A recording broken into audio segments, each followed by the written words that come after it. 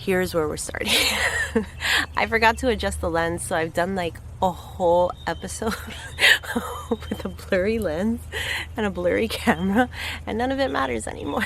Okay, so welcome back to Garden Glow Up. My name is Amy, and on this channel we look at garden design, and we are actually starting with my own garden, and today we are wrapping up the series Amy's Garden. I'm going to be showing you the front garden of my house, and that'll wrap up this series. So I have been gone for a little bit, and it's because I had COVID, then I had a birthday. In between that, there was a lot of stuff. But while I was celebrating my birthday, I went to the happiest place on earth, and they are currently having a garden and flower festival. So I took videos. I'm actually going back to take more videos, but I will be uploading that soon. So if you don't want to miss that, please like and subscribe so that you don't miss upcoming content. This garden is why I started gardening. When my daughter was born, I wanted a project that I could pick up and put down as a baby would allow, and the landscaping in front of my house never looked very nice. It looked very haphazard, like people just plopped things here and there was no rhyme or reason to it.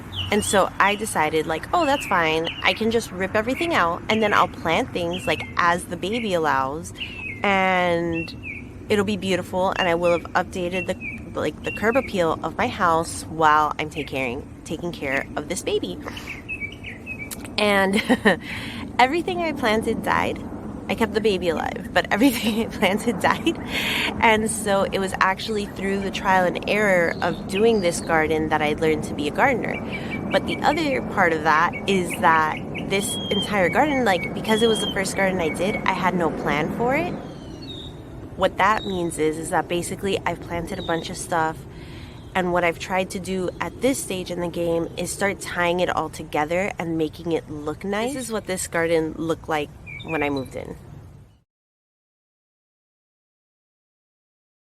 I think you can see it's nothing to write home about. So after a few tries, this is what my first real attempt at this flower bed looked like. I think that the blue Tango is obviously beautiful, so I design around it. I don't know if you can tell by the before pictures what this layout looks like, so I just want to explain it a little bit so that you understand what you're looking at as we go through the updates. So what I have as you approach the house is the L-shaped flower bed, and then this wall. So as I've continued gardening and learning how to garden and what grows and when, this garden has continued evolving. So let's look at where it was recently so you can see why I made the updates that I did. Okay, so this is the front of my house. I planted this Birds of Paradise a while ago, and it has taken over, so I need to thin it out. But the other thing that I'm not appreciating is the sweet almond bush next to it. What I wanted was something that was going to contrast these big giant leaves, right? So one, I need to thin it out because it's getting really crowded in there, and I don't think that's a good thing. So, but what I want to do is I want to divide that hibiscus that I have and put one on each side of this. So when you move on from this is what this bed looks like right now. It's a little bit messy, so I do have to clean it up. I have to weed and get it ready for the summer, because in the summer it rains a ton. So if you haven't weeded and put down mulch, that's really when it's going to go crazy. So this at the center is what I've always liked the most. It's a bromeliad. It's a blue Tango, and it's beautiful. When I bought these gingers, I thought that they were pink, and they are obviously red. So they do not go with the planting scheme, so I'm going to switch them out for pink ones. And maybe even, I think they're good. I think they're a good plant to have there.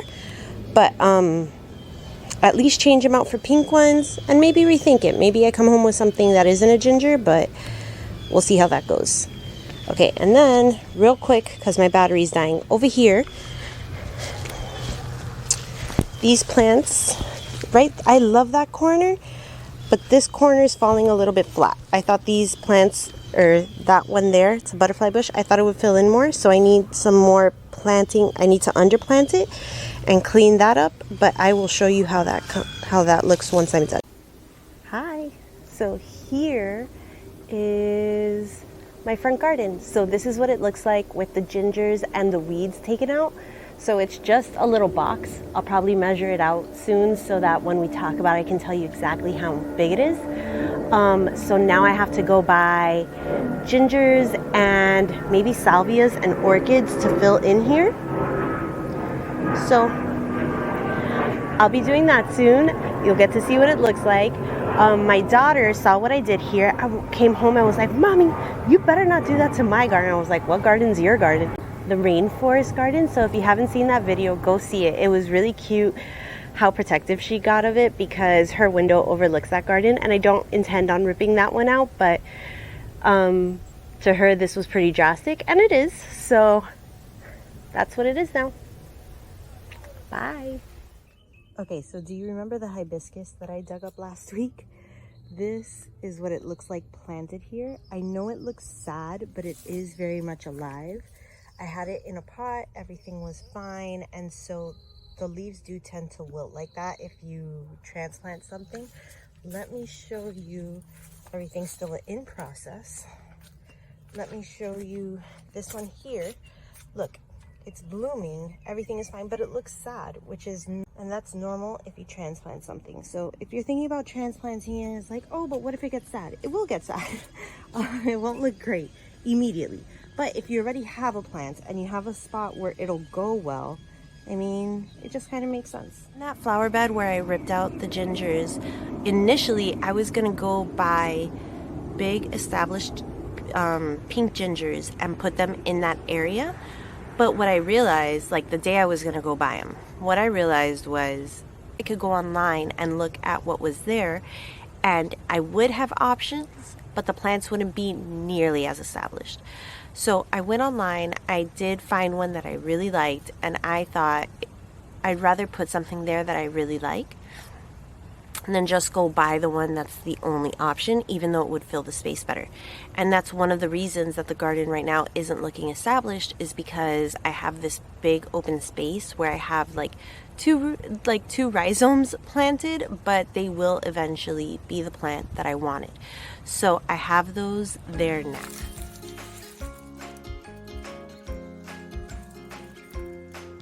So now that you saw where the garden started and the updates I made, let's look at some of the afters of this garden.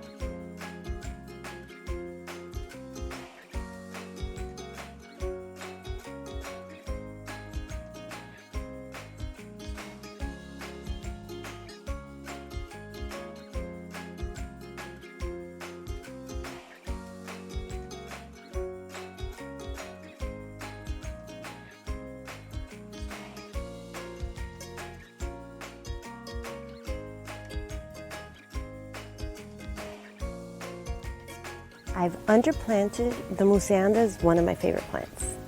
And so I planted it and I was so excited for it. And if you've ever touched it, they are super soft, and I kind of regret not putting it as the plant that's closest to the walkway. The color doesn't exactly fall within the design plan. This is a coral, and what I had wanted were pinks and purples. So what I did was I underplanted it with some salvias, which are pink and purple, to try and get that look, to try and force it into the color palette. So, because I can't take it down. So here it is. It's leaning, And it's because the rain came by and I guess it was very heavy. And so the plant is leaning, but this is my Mussaenda. I love it dearly. The color's fantastic.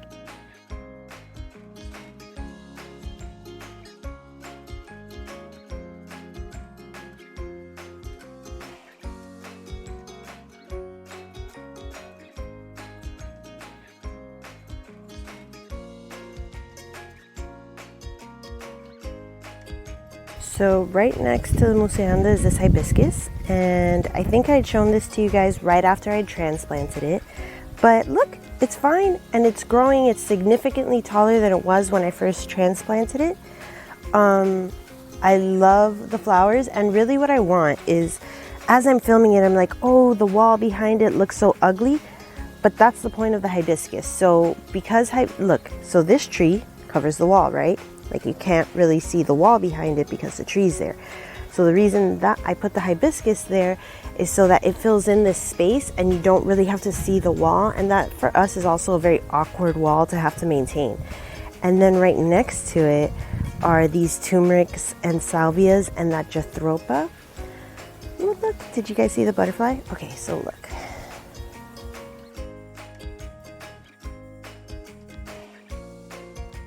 So behind me are the curcumas, or turmerics, the salvias, and the Jatropha up there. So I don't know if you can tell, I did want to sit in front of them for scale, but they are as tall as I am. Well, they're taller than I am, which is insane because I had bought these, so I had put this in at the very least last year, maybe the year before. And one of the things I was not expecting was for the plants to get this absolutely enormous. So I guess if you leave the plants in year after year and they're doing well in a place they like, they will get bigger. So, and the reason it is actually, for those of you who may not know, the reason it is actually surprising is because the curcumas and salvias die back every single year. So in the fall and winter, these won't be here at all. So to see them shoot up with like just extra height and do extra well is super surprising. So I am so excited to see these here doing great.